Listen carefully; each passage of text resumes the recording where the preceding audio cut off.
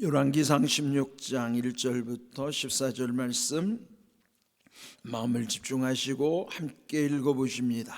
여호와의 말씀이 하나니의 아들 예후에게 임하여 바하사를 꾸짖어 이르시되 내가 너를 티끌에서 들어 내 백성 이스라엘 위에 주권자가 되게 하였거늘 네가 여로보암의 길로 행하며 내 백성 이스라엘에게 범죄하게 하여 그들의 죄로 나를 노엽게 하였은즉 내가 너 바하사와 네 집을 쓸어버려 내 집이 느밧의 아들 로보암의 집같이 되게 하리니 바하사에게 속한 자가 성읍에서 죽은즉 개가 먹고 그에게 속한 자가 들에서 죽은즉 공중의 새가 먹으리라 하셨더라. 바하사의 남은 사적과 행한 모든 일과 권세는 이스라엘 왕 역대 지략일에 기록되지 아니하였느냐? 바하사가 그의 조상들과 함께 자매 디르사의 장사되고 그의 아들 엘라가 대신하여 왕이 되니라. 여호와의 말씀이 하나니의 아들 선지자 예후에게도 임하사 바하사와 그의 집을 꾸짖으심은 그가 여로보암의 집과 같이 여호와 보시기에 모든 악을 행하며 그의 손의 행위로 여호와를 노엽게 하였음이며 또 그의 집을 쳤음이더라. 유다의 아사 왕 제26년에 바하사의 아들 엘라가 디르사에서 이스라엘의 왕이 되어 2년 동안 그 왕위에 있으니라. 엘라가 디르사에 있어 왕국 맡은 자 아르사의 집에서 마시고 취할 때에 그 신하 곧 병거 절반을 통솔한 지휘관 시므리가 왕을 모반하여 시므리가 들어가서 그를 쳐 죽이고 그를 대신하여 왕이 되니 곧 유다의 아사 왕 제27년이라. 시므리가 왕이 되어 왕위에 오를 때에 바하사의 온 집안 사람들을 죽이되 남자는 그의 친족이든지 그의 친구든지 한 사람도 남기지 아니하고 바하사의 온 집을 멸하였는데 선지자 예후를 통하여 바하사를 꾸짖어 하신 여호와의 말씀같이 되었으니 이는 바하사의 모든 죄와 그의 아들 엘라의 죄 때문이라. 그들이 범죄하고 또 이스라엘에게 범죄하게 하여 그들의 헛된 것들로 이스라엘이 하나님 여호와를 노하시게 하였더라. 엘라의 남은 사적과 행한 모든 일은 이스라엘 왕 역대 지략에 기록되지 아니하였느냐. 아멘. 지금 우리는 열왕기상을 통해서 이스라엘, 분열된 이스라엘, 즉 북왕국 이스라엘과 남왕국 유다의 여러 왕들의 이야기를 기록한 것을 지금 묵상하고 있습니다. 오늘 읽은 말씀에 보면은 북왕국 이스라엘, 이제 여러분 이제 이게 조금 두 나라의 왕들이 이름들이 엄청 많이 나와요. 북왕국은 이제 되게 솔로몬 이후에 그러니까 주전 930년, 그러니까 930년에 북왕국 이스라엘, 남왕국 유다가 이렇게 나뉘어지잖아요. 그런데 북왕국은 주전 930년으로부터 722년, 그러니까 한 208년간 무려 19명의 왕의 역사. 남쪽은 주전 930년부터 586년 한 344년 동안의 20명의 왕들로 이어져 가는 거예요. 그러니까 북왕국은 200여 년, 남왕국은 300여 년, 한 100여 년 더 이상, 한 140년 정도 좀 더 길게 가죠. 그런데 북왕국은 정통성이 없기 때문에 전국이 혼란되는 거예요. 그래서 모반 일종의 쿠데타죠. 쿠데타로 집권하는 세력이 또 비참하게 또 무너지게 되고 이제 그런 일들이 북왕국은 계속 이어져 가는 거예요. 그런데 이제 오늘 읽은 말씀은 그 북쪽 이스라엘에서의 왕들의 이름이 나오죠.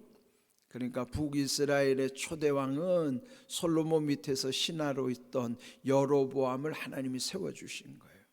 그런데 그 여로보암도 22년 통치하면서 그 아들 나답은 2년밖에 통치하지 못했다. 그래서 여로보암 집안은 합하여 24년 통치로 끝나는 거예요. 그런 다음에 지난 시간에 보았던 바아사라고 하는 사람이 그 아들 나답을 죽이고 자기가 이제 집권하게 된 것이죠. 근데 그는 또 어떻게 무너지는가? 그가 뿌린 대로 똑같이 무너지는 것을 보여주시는 거예요. 마치 판박이처럼. 그래서 이 바아사도 집권했지만은 그의 아들 엘라도 2년밖에 못하고 오늘 여기 보면은 시물이라고 하는 신하에 의하여 또 죽임을 당하는 거예요. 그 바아사가 나답을 죽이고 왕이 된 것처럼 그 아들 때에 가서 그의 아들 엘라도 2년 만에 죽임을 당하는 거예요. 네, 이런 비극들이 계속 일어나는데요. 자, 1절을 먼저 보십니다. 여호와의 말씀이 하나니 아들 예후에게 임하여 바아사를 꾸짖어 이르시되, 그랬어요. 그러니까 여기 예후라고 하는 선지자에게 하나님의 말씀이 임한 것입니다. 그러면 그 선지자가 하나님의 말씀을 받아 바아사를 꾸짖는 거예요. 하나님이 바아사를 책망하는 것이죠.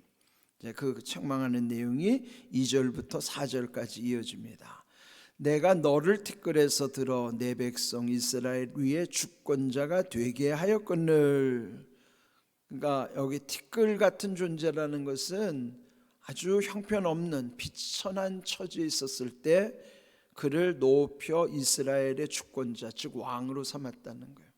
가장 낮은 자리에서 가장 높은 자리로 하나님이 올려서 세워주셨건만 그는 결국 여로보암의 길로 행하였다 그랬습니다.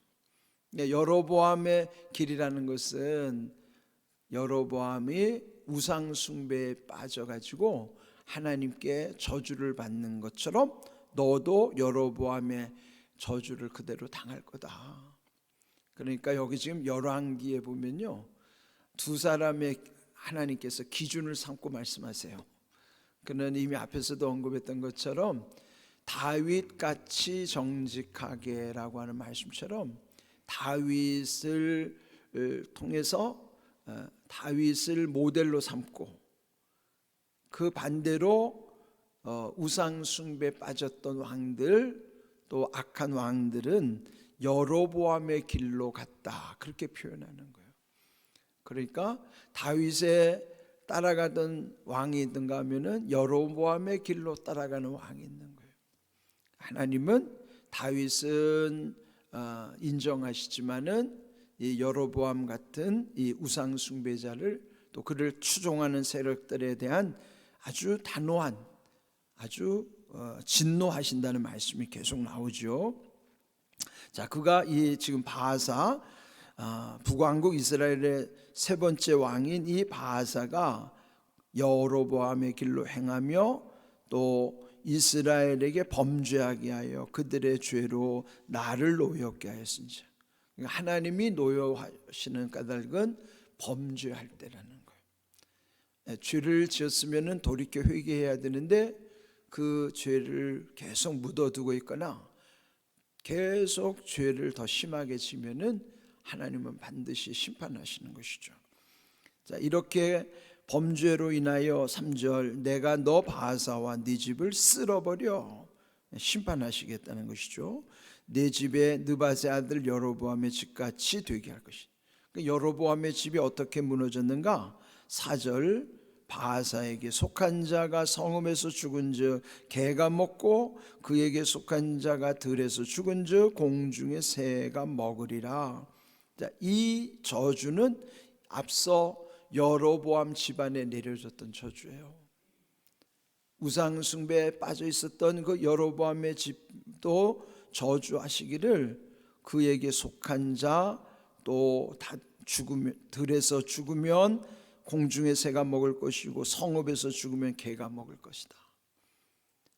여로보암에게 내렸던 저주가 이 지금 바아사에게도 그대로 적용이 되는 것입니다. 그래서 그가 여로보암의 길을 따랐기 때문에 여로보암이 받은 저주를 고스란히 받게 됐음을 성경은 기록하고 있는 것입니다. 5절 6절을 보시겠습니다. 바사가 그의 조상들과 함께 자매 디르사에 장사되고 그의 아들 엘라가 대신하여 왕이 되니라. 자, 이 바사가 디르사라고 하는 곳은요, 북이스라엘의 수도예요. 처음에는 세겜으로 수를 정했다가 두 번째로 천도한 곳, 수도를 정한 곳이 디르사라는 곳인데 거기에 장사되었고 그의 뒤를 이어서 엘라가 왕이 되었다 그랬습니다. 그런데 또 이 엘라도요, 오래가지 못하는 것입니다. 7절 여호와의 말씀이 또 하나니의 아들 선지자 예후에게 또 임했습니다. 바사와 그의 집을 꾸짖으심은 그가 여로보암의 집과 같이 여호와 보시기에 모든 악을 행하며 그의 손의 행위로 여호와를 노엽게 하였음이라 그랬습니다. 왜 바사의 집안이 몰락하게 됐는가? 그것은 여로보암과 같이 그 하나님 앞에 우상 숭배하는 죄로 인하여 하나님을 노엽게 했기 때문이라는 것이죠. 자, 그러면은 이 바사의 뒤를 이은 그 아들은 어떻게 됐을까요? 8절 유다의 아사왕 제26년에 남쪽은 아사왕이 다스리는 26년 됐 헤더네라는 것이죠. 그러니까 이 남쪽 아사왕이 41년을 통치하잖아요. 근데 41년 통치하는 기간에 북쪽에는 변란들이 일어나 가지고 무려 7명의 왕들이 막 바뀌어 나가기 시작한 거예요. 처음에 여로보암으로 시작해서 그의 아들 나답, 그리고 모반을 일으켰던 바사, 그의 아들 엘라, 그를 죽인 시므리, 오므리, 아합 왕까지. 아합 왕은 여러분 기억하시죠? 북왕국의 가장 악한 왕. 그렇게 지금 이 아합 왕 통치할 때까지 이 남쪽에서는 아사 왕이 41년을 집권하는 거예요. 41년이 얼마나 긴 세월인지 알죠? 북쪽에는 7명의 왕들이 세워질 만큼이나. 그래서 여기 남쪽에 아사왕 26년 되던 해에 바사의 아들 엘라가 왕이 되었지만 2년밖에 머무르지 못했다. 그 까닭은 엘라가 디르사에 있을 때 왕국 맡은 자 아르사의 집에서 마시고 취할 그때 신하 곧 병거 절반을 통솔한 지휘관 시므리가 왕을 모반하여 시므리가 들어가서 그를 쳐 죽이고 그를 대신하여 왕이 되었다. 여러분, 지금 이 엘라가 2년차 되던 해, 왕이 된 2년차 되던 해에 어떤 상황에서 죽었는가를 보십시오. 거기에 9절에 보면은 왕국 맡은 자 아르사의 집에서 마시고 취할 때에, 마시고 취했다는 표현은 방탕을 상징하는 표현이에요. 여러분, 이게 방탕하게 되면 무너지는 거죠. 허랑방탕이 그 죄에 깊이 빠져들어가는 모습이에요. 그래서 결국은 이 바사의 아들 엘라는 2년도 채 못 되어서 결국은 시해를 당하고 마는 거예요. 그 때에 그의 신하, 그가 세운 군대 장관 시므리가 그 엘라 왕을 죽인 것입니다. 자, 그러면서 여기 11절 시므리가 왕이 되어 왕위에 오를 때에 바사의 온 집안 사람들을 죽이되 남자는 그의 친족이든지 친구든지 한 사람도 남기지 않았다. 그러죠. 지금 이 시므리가 얼마나 잔악한 인물인가. 그 집안을 완전히 도륙했어요. 그는 이미 엘라의 아버지 바사도요, 여로보암의 집안을 완전히 쑥대밭을 만들었어요. 그때도 앞에서 본 대로 그 여로보암의 집에 사람을 한 사람도 남기지 않고 다 죽였다는 거죠. 네, 그처럼 이 시므리로 인하여 결국은 바사의 집안도 한 사람도 남기지 않고 다 쓸어버린 거예요. 어떻게 됐죠? 자기가 행한 대로 그대로 이루어졌어요. 이 바사가 결국은 여로보암 집안을 아주 그렇게 한 사람도 남기지 않고 다 죽인 것처럼 자기 집안도 다 도륙을 당한 거예요. 시므리라고 하는 자기 부하에게 이렇게 참담하게 그 집안이 멸문지화를 입게 된 거예요. 그러니까 여러분, 성경은요 뿌린 대로 거두게 하신다고 하는 원리가 작동하는 거예요. 하나님은 공의의 하나님이라는 것은 뿌린 대로 거두시게 하신 하나님이라는 뜻이에요. 그런 여러분, 우리 일상에서 우리가 뿌린다는 것이 단순히 농사에만 적용되는 게 아니고 우리의 삶이 다 뿌리는 거와 마찬가지예요. 내가 어떤 마음과 생각을 하고 있는가, 그는 아직 드러나진 않았지만은 그것이 곧 말과 행동으로 나오잖아요. 그럼 말로도 뿌리는 것이고 행동으로도 뿌리는 거예요. 언행, 말하는 거와 행동하는 거는 겉으로 드러나는 것이잖아요. 그러나 마음에 두는 것만, 심상, 마음과 생각, 이 마음과 생각은 속에 있으니까 자기만 알지 남들은 몰라요. 근데 그때 조심해야 되는 거예요. 왜냐하면 곧 드러나기 때문에. 사람이 겉으로 드러나는 말이나 행동이 그냥 나오는 게 아니에요. 마음을 거쳐서 생각을 통과해서 나오는 게 말과 행동이란 말이죠. 그게 다 뿌리는 겁니다. 오늘도 여러분 많이 뿌릴 겁니다. 여러분 말하는 게 다 뿌리는 건데요. 그 여러분한테 돌아온다고 생각하면 말 함부로 하면 안 됩니다. 말을, 남을 칭찬해주고 격려해주고 용기를 주는 말, 그것도 여러분에게 다 돌아와요. 그 또 안 좋은 말은 안 좋은 대로 또 다 돌아온단 말이죠. 그럼 메아리의 법칙 알죠? 산에서 메아리를 한번 보세요. 야호 하면 저기 부딪혀고 야호호호 하고 오잖아요. 그것처럼 여러분 산에다 대고 욕을 해보세요. 그 욕이 또 돌아옵니다. 메아리는 자기가 소리를 보낸 대로 그대로 반사돼 가지고 돌아오는 것처럼, 그게 뿌린 대로 거두는 법칙이에요. 그러니까 여러분, 오늘 하루뿐만 아니라 우리 일생을 살면서 말조심, 몸조심해야 돼요. 진짜 몸조심보다 말조심을 더 잘해야 돼요. 되게 보면 말조심이라는 걸 소홀히 여기는데 진짜 말 잘해야 돼요. 말 잘한다는 건 말 많이 해서 말 잘하는 게 아니고 말을 정말 품격 있게 해야 됩니다. 말을 들었을 때 정말 마음에 평안함을 줘야 돼요. 근데 누가 말할 때는 들으면 불편해져요. 그러니까 말을 들었을 때 상대방이 불편함을 느끼면 그게 덕이 없는 거예요. 말을 들었을 때 평안함이 느껴지면은 그 사람이 말 잘하는 거예요. 그 축복자의 말이에요. 오늘도 여러분 말 많이 뿌리실 텐데 잘 뿌리세요. 여러분한테 돌아옵니다. 진짜 말 잘하는 거 진짜 중요합니다.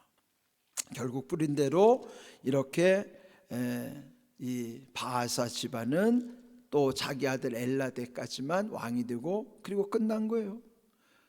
자, 그러면서 13절, 이 바하사 집안을 평가하기를 모든 죄와 그의 아들 엘라의 죄 때문이라 그들이 범죄하고 또 이스라엘에게 범죄하게 하여 그들의 헛된 것들로 이스라엘 하나님 여호와를 노엽게 하였더라. 우리의 헛된 것은 하나님을 노엽게 하는 거예요. 헛된 것이 죄를 짓는 것이고, 그러니까 여러분 헛된 게 우리 얼마나 많아요. 그러니까 헛된 게 기준이 뭡니까? 죽어서 아무것도 아닌 건 다 헛된 거예요. 죽어서 남는 것은 그건 귀한 거예요. 죽어서까지 남는 게 그건 믿음이고요. 선한 행위는 다 우리가 하나님이 하늘에 다 기록하고 계시니까 그게 남는 거예요.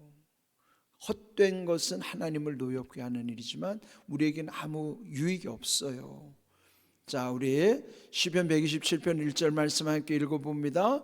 여호와께서 집을 세우지 아니하시면 세우는 자의 수고가 헛되며 여호와께서 성을 지키지 아니하시면 파수꾼의 깨어있음이 헛되도다 그랬어요. 집을 세우는 것도 성을 지키는 것도 하나님이 함께 하셔야지, 하나님이 하시지 않으면 다 헛되다는 것입니다.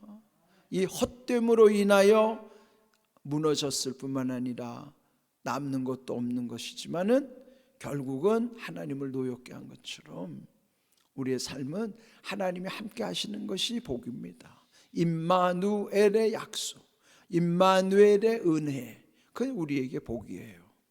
그러니까 오늘 여기 주신 귀한 말씀처럼 하나님이 함께 하시지 않는 것은 다 헛되다, 아무것도 아니다. 그걸 알면 우리가 늘 하나님의 함께 하심 가운데서 모든 일을 이루려고 기도할 뿐만 아니라 순종해 가는 것이고요. 그렇게 살다 보면은 말씀대로 사는 것 자체가 거룩함이에요. 그러면 그 거룩함 가운데서 주시는 능력이 얼마나 큰지 몰라요. 먼저 자기를 이기는 힘이 있으니까요. 여러분, 하나님이 주시는 임마누엘의 약속 또 은혜를 붙잡고 살아가심으로써 헛되지 않은 인생이 되시기를 주님의 이름으로 축복합니다. 아멘.